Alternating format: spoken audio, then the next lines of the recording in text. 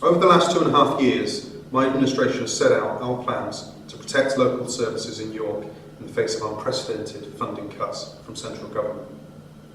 In our post-election budget, we scrapped the proposed second new council office at Acomb and directed the money instead into breaks for disabled children and reduced planned rises in charges for adult social care and transport. We said before the election we would reverse £1 million of service cuts, and we did so after the election. In our budgets in 2012 and 2013, we asked residents for a small rise in council tax, which we dedicated to children's services and last year entirely to adult social care. As a result, last year we were able to protect £2.7 million worth of services, mostly those used by the most vulnerable members of our community, which would otherwise have been lost. We also set out ambitious plans to secure the future by boosting jobs and growth, increasing the council's income, building new homes, and making both the council and the community less dependent on government in the longer term. I think all of us, across party lines, had hopes that by now the scale of government cuts to local services would be reducing dramatically. That is not what is happening, and it is becoming more and more difficult. It was with heavy hearts that we learned that the government cuts for York are actually getting larger, while the north is hit harder than the south. From £3.9 million in 2013-14 to £5.6 million in 14-15 to an estimated £8 million in 2015-16. Because of significant rising costs such as energy bills and increased demand for services like adult social care, today we face a budget gap of £10.7 million, rising to £12.7 million in 2015-16. Since the general election, City of York Council will have needed to have made £74.3 million of savings over the course of this parliament. To put this into context, our annual operational budget is £124.2 million. We will come in on budget for the current financial year, and we will make realistic, responsible decisions in this next budget round, despite how difficult and the tough choices that we have. We will increase the Council's reserves slightly, in line with the recommendation of our finance team, reflecting the increased risks the local government faces. And we will manage the Council's debt in a responsible way, making sound investment capital now to deliver both financial savings and improvements in the future, and with indicators showing that the Council's debt repayments at the end of the current 5-year cycle will be lower than when we took office. Because of the steps we have already taken, York is in a better position to meet these challenges than some other local authorities. North Yorkshire County Council have announced that despite planning to raid their reserves this year and increase council tax, they expect to have to close some libraries and children's centres within the next 12 months. Doncaster have announced that they will have to close all their council-run elderly people's homes. Meanwhile, in Brighton, the Green administration has proposed a 4.75% rise in council tax to meet the need for adult social care. We will not propose such a big rise. But these are very difficult times for local government. Sir Merrick Cockell, chair of the Local Government Association, has recently said local government is close to going bust.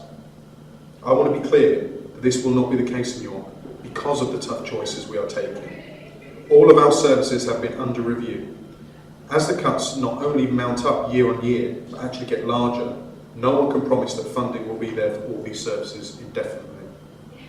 When draft papers from budget discussions recently made their way to an opposition councillor, he expressed his outrage in the media that children's centres could be closed.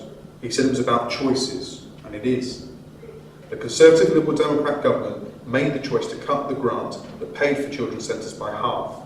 That has resulted in the closure of 500 children's centres across the country. Equally, it is a choice that the government makes to cut York's funding over the next 2 years, whilst increasing the funding of councils in wealthy parts of the country like Staffordshire and Windsor and Maidenhead. That is a choice. So what are we doing about it? We said from the beginning that we would not simply be swept along by events, but that we would stand up for our city and its residents and ensure York becomes in charge of its own destiny. We said that we would cut the council's back office costs to focus resources on frontline services, and we have. They're down £12 million since 2010-11. We said that we would make more homes available for York families. Empty homes have been brought back into use, and more new dwellings were completed last year. That's a good thing in itself, but it will also generate more than £2 million next year in additional revenue for the council.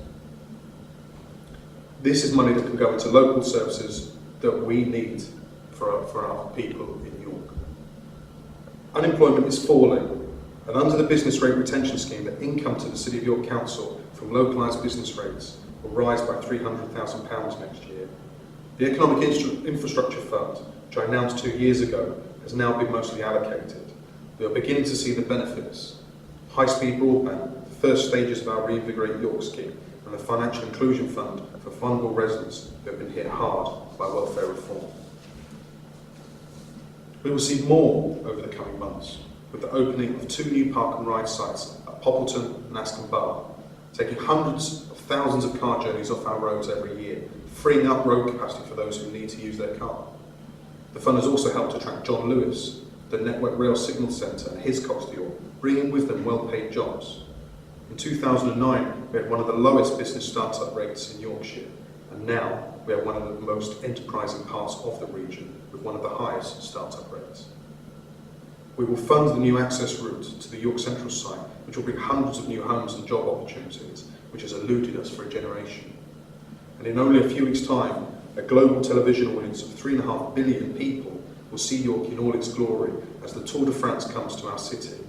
It will be a great carnival, putting York in the shop window of the world and presenting big opportunities for York businesses. Some people have said, how can we afford to bring the Tour de France to York? And I say, with all the challenges that we face, knowing that the future of our services hinges on our local economy, how can we afford not to? But those measures in themselves cannot meet the financial challenge set for us by the government. Some of the savings we will make over the coming year mark real improvements in efficiency, doing more with less. £295,000 to be saved next year through further consolidation at West offices. £125,000 by getting better value from taxi contracts from home to school transport. These savings are in addition to reducing senior management by 40%, amalgamating council committees, and reducing the number of paid councillor posts. But those efficiencies only go so far and are harder to find with each year that passes. They are also reduced staff resources for changing services further in the future. We want to see residents retain the right to discounted car parking in the council-owned car parks. However, because the Minster parking badges have never changed since the beginning of the scheme around 25 years ago, some people who no longer live in York and no longer pay council tax to York are still receiving this benefit. We can no longer afford for non-residents to be able to free ride on this scheme. Councillor Merritt and his team will look again at the arrangements with a view to creating a new badge for residents who wish to use the cheaper parking, which will be available for a small fee and ensure that residents will still receive value for money.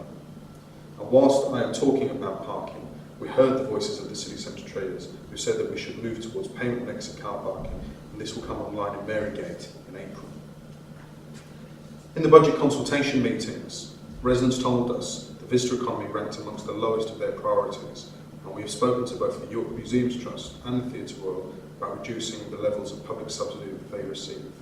They remain important partners in maintaining some of York's most historic sites and are important in keeping people in employment. Conversely, residents told us that we were right to try to protect the most vulnerable amongst us. So I can announce today that we will continue to protect the revenue budget for the core activities of protecting and educating children. Subject to the Secretary of State's expected announcement, we will ask residents to pay a small increase in their council tax, equivalent to an extra 37 pence a week for the average York council taxpayer, to continue to meet rising demand from elderly and vulnerable residents who depend on adult social care services. We will meet our commitment to dedicate an extra £5 million to adult social care this year and next. Our council tax is still one of the lowest in Yorkshire. This rise is below inflation. Our opponents will doubtless once again tell us we should accept the government's council tax con, even though it would mean additional cuts of about £560,000 next year. They will say that the government has performed a U-turn and put some of the previous freeze grant money into the council's grant. Even if that policy meant anything when the central grants have been cut again and again, the cumulative effect of their proposals year after year would have meant £3.2 million of additional cuts this year. The average council tax rise has been lower under this administration than it was under the previous 8 budgets approved by the Liberal Democrats, 4 of which were passed with Conservative backing. My priority is to protect services, not to undermine them. Residents also told us that they want to see better maintained roads and footpaths. In view of that, we will bring forward a £2.3 million capital investment next year in road and footpath improvements. Allowing for reductions in the revenue budget, we will spend an additional £1.8 million on roads and footpaths next year. We will be making an announcement in due course about the revenue raised from the Lendal Bridge trial, but I confirm again today that those monies will be dedicated to transport schemes for the benefit of residents and are not being used to supplant cuts. York is rightly a place that people are proud of, so we will also use additional capital spending to invest in the fabric of our communities, completing the replacement of worn-out streetlights, improving children's play areas and skate parks, replacing damaged litter bins, and funding additional alley gates in areas where they can help address crime and antisocial behaviour. We will meet the commitments we have set out to continue the Reinvigorate York works and ensure that our city centre honours the past while remaining fit for the 21st century, in partnership with residents at every stage. We will continue the programme of investment in the city walls. In the year that sees a century pass since the outbreak of the First World War, we will invest £40,000 from the capital budget in repairs to the War Memorial at Memorial Gardens on Lehman Road. Finally, we will make a £200,000 contribution to enable the development of a new school building at Huntington Secondary School. From the Housing and Revenue account, we will continue to address the needs of our council house tenants. Last year, we announced a £1 million programme to expand council houses where the families were living in overcrowded conditions. We will continue this scheme next year. We will also continue to develop plans to deliver at least 50 new council homes by mid-2015. But even when all this is done, the efficiencies are reached, the priorities addressed and investments made, our public services will still be facing a big financial challenge. Sir Merrick Huckle, who I referred to earlier, has said we are being pushed into a position where either things will fail or the system has to change. We can't cope unless someone takes that big step to change the way we operate. And that is a challenge to all of us, politicians, staff and the wider community. The Local Government Association has for some time now been running a campaign they call Rewiring Public Services. Their logic is that local government cannot continue to work the way it always has done when budgets are getting smaller and smaller. And they're right, we have to engage and reform. When we moved to West offices, I know that many struggle with the idea of the council getting a new shiny building whilst making big cuts.